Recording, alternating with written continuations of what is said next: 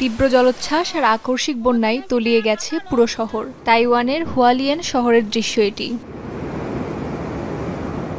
পানির তীব্র স্রোত ভাসিয়ে নিয়ে যায় সেতু।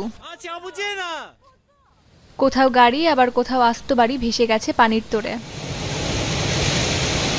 স্থানীয় সময় বুধবার আঘাত হানে ঝড় রাগাসা, পরিণত হয় সুপার টাইফুনে।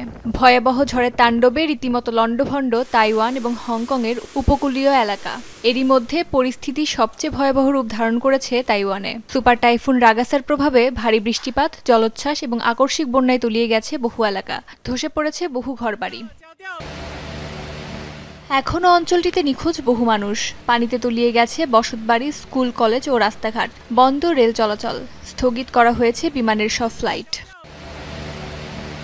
প্রায় একই চিত্র হংকংয়ের উপকূলীয় এলাকাগুলোতেও। টাইফুন রাগাসার কারণে পানিতে তলিয়ে গেছে বহু আশ্রয়কেন্দ্রও। বিরূপ আবহাওয়ার কারণে ব্যাহত হচ্ছে উদ্ধার তৎপরতা। এটা খুবই ভয়ঙ্কর। ভয়ে এখনো আমার গায়ে কাঁটা দিচ্ছে। মনে হচ্ছিল পৃথিবী ধ্বংস হতে চলেছে, আমরা সবাই হয়তো মারা যাব। এর আগে ফিলিপাইনের উত্তরাঞ্চলে তাণ্ডব চালায় টাইফুন রাগাসা। এরপর আঘাত হানতে পারে চীনের মূল ভূখণ্ড ও ম্যাকাওয়ে। এরই মধ্যে জারি করা হয়েছে সতর্কতা। চীনে নিরাপদ স্থানে সরিয়ে নেওয়া হয়েছে প্রায় 20 লাখ বাসিন্দাকে। অস্মিতা বিশ্বাস, যমুনা নিউজ।